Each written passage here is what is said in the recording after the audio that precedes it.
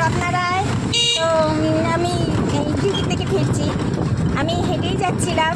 তো এই যে দাদা ভাই আমাকে চিনতে পেরে তো বললেন যে উঠে বসতে। তা আমি ওনার গাড়ি করেই যাচ্ছি। আজকের দিনটাও খুব ভালো মনে হচ্ছে। তো দাদা ভাই এদিকে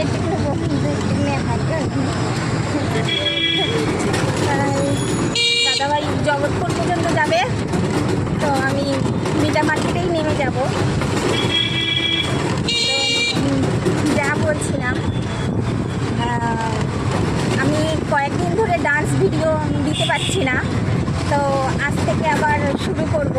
কেননা গতকাল রাত থেকে আমি ডিউটি জয়েন করেছি, প্রায় 1.5-2 মাসের মতন আমি বাড়িতেই ছিলাম।